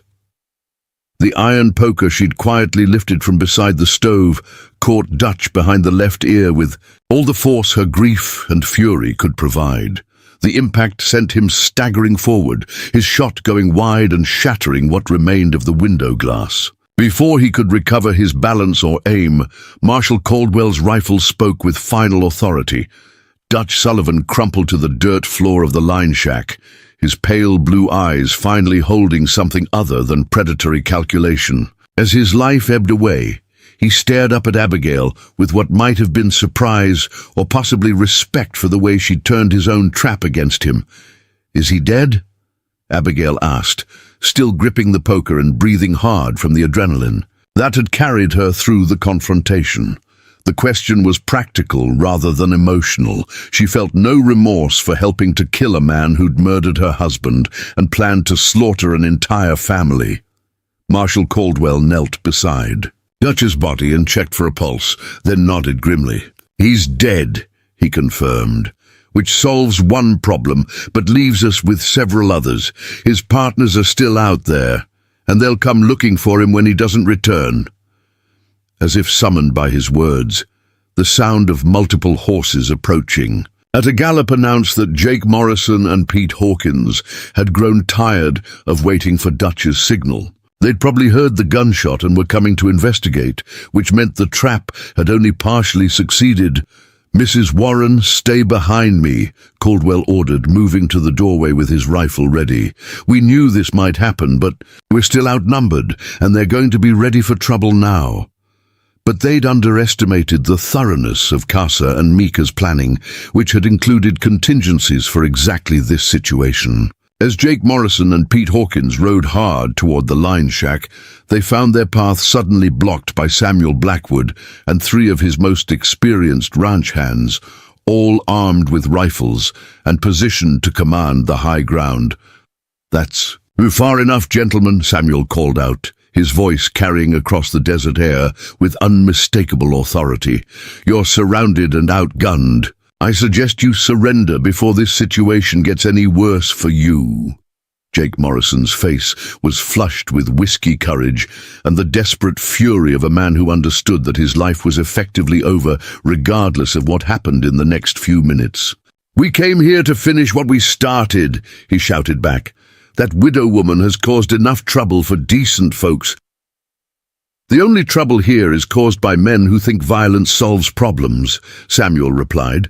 "But if you want to find out how wrong you are, just keep riding." The standoff stretched across several heartbeats while both sides calculated odds and consequences. Pete Hawkins was the first to break, throwing down his rifle and raising his hands in surrender. Jake Morrison looked around at the weapons pointed at him from multiple directions and finally accepted that his war against Abigail Warren was over. Within minutes, both men were disarmed and bound, their conspiracy effectively ended by the courage of 2 8-year-old children and the woman they'd chosen to protect. As Marshal Caldwell began reading federal charges that would send the survivors to territorial prison, Abigail Warren stood in the doorway of the line shack and watched justice finally being served. The sun had fully risen now, burning away, the grey overcast and illuminating a landscape that looked exactly the same as it had at dawn, but somehow felt completely transformed. The nightmare that had begun with her husband's murder and continued through months of persecution was finally over, and she was still alive to see its ending. Casa and Mika approached from their hiding places among the rocks, their young faces showing satisfaction at a plan successfully executed. They'd protected their chosen family through careful planning and considerable courage, proving that sometimes the smallest people could accomplish the most important things. "Are you all right, Mrs. Warren?" Casa asked, studying Abigail's face for signs of trauma or injury. The concern in her voice was genuine and deep, the worry of someone who'd invested considerable effort in keeping her safe. Abigail knelt and pulled both twins into a fierce embrace, finally allowing herself to cry with relief rather than grief. "I'm all right," she whispered. "Thanks to both of you, I'm finally all right." The long nightmare was over, but the new day was just beginning. The same dusty street where Abigail Warren had been beaten and humiliated now bore witness to a very different kind of spectacle. Federal investigators had descended on bitter, Greek-like locusts, armed with ledgers, subpoenas, and the kind of relentless curiosity that turned over every stone until the truth underneath was exposed to harsh sunlight. The corruption that had flourished in shadows for years withered quickly when subjected to the scrutiny of men who answered to Washington rather than local interests. Mayor Curtis Blackwell sat in the territorial prison in Santa Fe awaiting trial on federal charges of embezzlement, conspiracy to commit murder, and violation of territorial mining safety statutes. The relief funds that should have supported mine widows had been recovered from his personal bank accounts, along with detailed records of bribes paid to safety inspectors and territorial officials. His political career was over, his reputation destroyed, and his future measured in decades behind bars. Jake Morrison and Pete Hawkins occupied cells in the same prison, their own trials scheduled for the following month. Without Dutch Sullivan's leadership and intimidation, both men had cracked under federal interrogation and provided detailed confessions about their roles in the conspiracy. Their cooperation would likely save them from the hangman's rope, but they would spend the remainder of their lives paying for the choices that had led them to this reckoning. The mine that had killed Thomas Warren was permanently closed, pending a complete investigation of its safety violations, and the mining company faced federal charges that would bankrupt it entirely. New territorial regulations required surprise inspections, mandatory safety equipment, and compensation funds for the families of workers killed in industrial accidents. Thomas Warren's death had finally achieved something meaningful, protection for the miners who came after him, but the most significant change in Bitter Creek was embodied by the woman walking down the main street with 2 children beside her, no longer hiding in shadows or apologizing for her existence.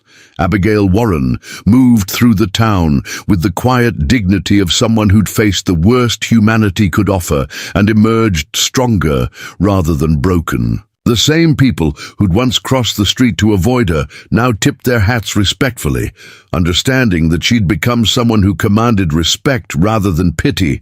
Casa and Mika flanked her like honorary bodyguards, their young faces alert and confident as they accompanied her on her weekly trip to collect the mail and purchase supplies. The twins had become local celebrities of sorts, their courage in exposing the conspiracy earning them recognition throughout the territory.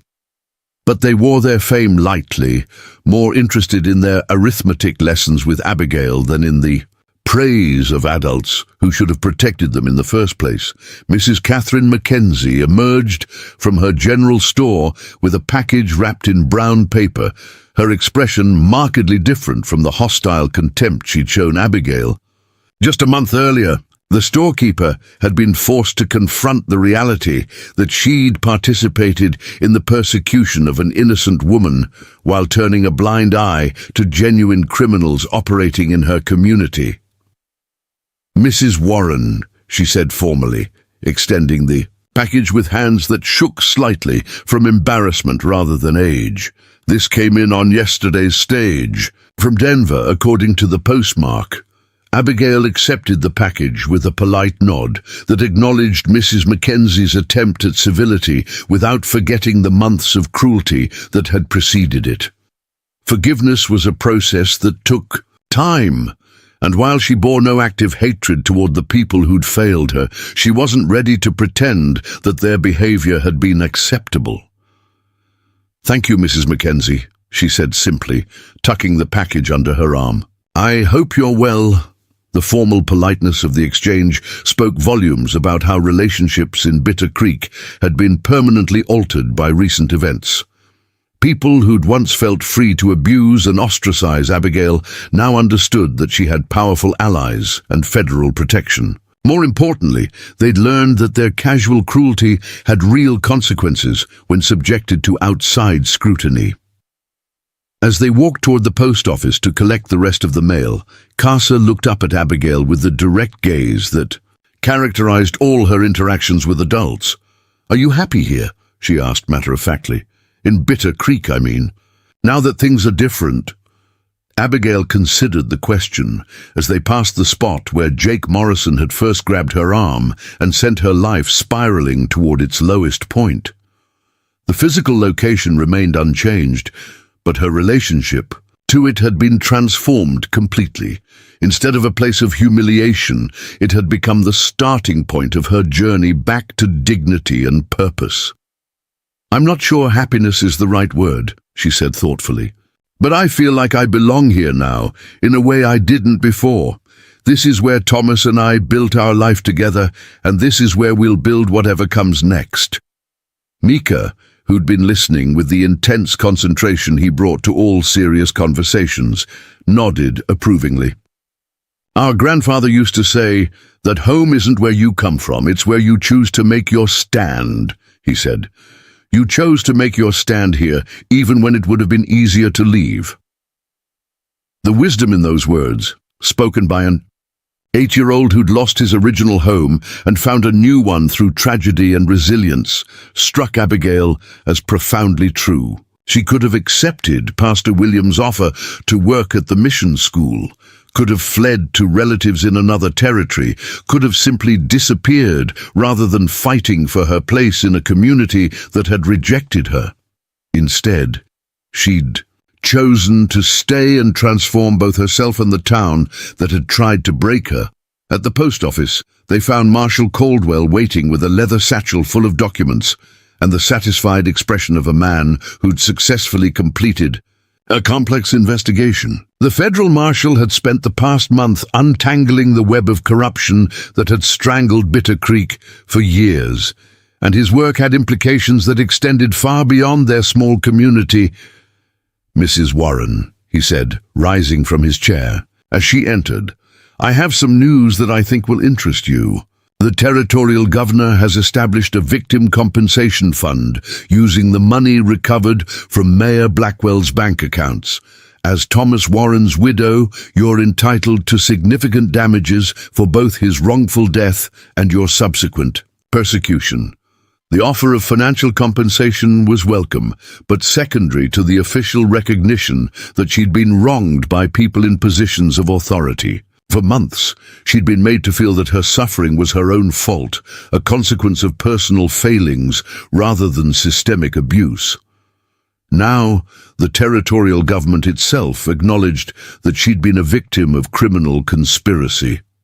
"How much money are we talking about, Marshal?" she asked, though her tones suggested that the amount was less important than the principle involved. "Enough to buy a house in town and live comfortably while you establish your teaching practice," Caldwell replied. "The governor is also offering you a position as territorial school inspector, if you're interested. Your experience here has shown that local corruption can affect every aspect of community life, including education."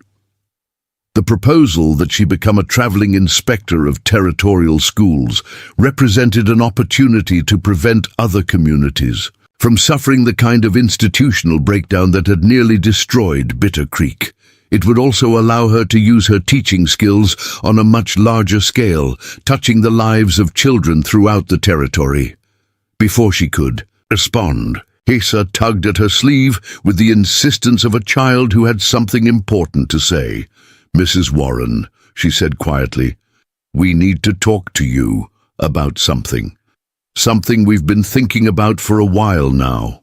They stepped outside, into the afternoon sunshine, away from the curious ears of other post office patrons. The twins had the serious expressions they wore when discussing matters that adults might not take seriously, but which seemed vital to their 8-year-old perspective on the world. "We want you to adopt us," Mika said with characteristic directness. "Not instead of staying with the Blackwoods, but in addition to it, like having 2 families instead of 1. The request caught Abigail completely off guard. She'd assumed that her role in their lives was temporary, that once the crisis was over, they would return to their normal routine with the Blackwood family. The possibility that they wanted a more permanent connection hadn't occurred to her. "What do Mr. and Mrs. Blackwood think about this idea?" she asked, though her heart was already racing with the implications of what they were proposing. Casa smiled with the satisfaction of someone who'd already thought through all the practical details. "They think it's wonderful," she said. "Mrs. Blackwood says she's always believed that children can never have too much love, and Mr. Blackwood says we're old enough to choose our own family members. No. The concept of chosen family, of bonds created through shared experience and mutual affection rather than blood relationships, resonated deeply with Abigail's understanding of how her life had been rebuilt over the past month. The Blackwood family had saved her when she needed saving, but these children had done something even more profound. They'd seen her as worth saving when she couldn't see it herself. "Are you sure this is what you want?" she asked, kneeling so she could look directly into their eyes. "Adoption is forever. It means we'll be responsible for each other no matter what happens." Both twins nodded with the solemn certainty that marked all their important decisions. They'd learned early that family was something you built rather than something you inherited, and they'd chosen to build theirs around the principles of protection, loyalty, and unconditional love. "We're sure," they said simultaneously, their voices carrying the weight of absolute conviction. 3 months later, the territorial courthouse in Santa Fe witnessed an adoption ceremony that drew spectators from throughout the region. Abigail Warren officially became the legal mother of Casa and Mika, while they retained their close relationship with Samuel and Martha Blackwood as extended family. The arrangement was unconventional, but perfectly suited to the unique circumstances that had brought them all together. The new family returned to Bitter Creek in a rented wagon loaded with furniture for the house Abigail had purchased on the street where she'd once been beaten. The same location that had witnessed her humiliation would now serve as the foundation for her new life as mother, teacher, and respected member of the community. As they unloaded their belongings, neighbors, who had once shunned Abigail, now offered assistance with carrying boxes and arranging furniture. The transformation wasn't complete. Some people still harbored resentment about the federal investigation that had disrupted their comfortable assumptions about local authority, but enough had changed to make their daily lives peaceful and productive. That evening, as they sat around the kitchen table in their new home, sharing their first meal as an official family, Casa looked around at the simple furnishings and smiled with deep satisfaction. "It feels right," she said simply. "All of it. The house, the family, everything." Mika nodded agreement while carefully buttering a piece of cornbread. "Our grandfather would have liked this," he said thoughtfully. "He always said that the best victories are the ones where everybody wins something important." Abigail looked around the table at these remarkable children who had saved her life and given her purpose, then out the window at the town that had tried to break her but had instead been transformed by her refusal to surrender. The future stretched ahead with possibilities that seemed as endless as the desert sky. Outside, the wind carried the scent of rain and the promise of new growth in a land that had learned to bloom again after the harshest seasons. The story that had begun with violence and despair had found its ending in hope, family, and the quiet triumph of people who refused to let evil have the final word. In the distance, thunder rolled across the horizon, but this time it sounded like applause. Up next, you've got 2 more standout stories right on your screen. If this one hit the mark, you won't want to pass these up. Just click and check them out, and don't forget to subscribe and turn on the notification bell so you don't miss any upload from us.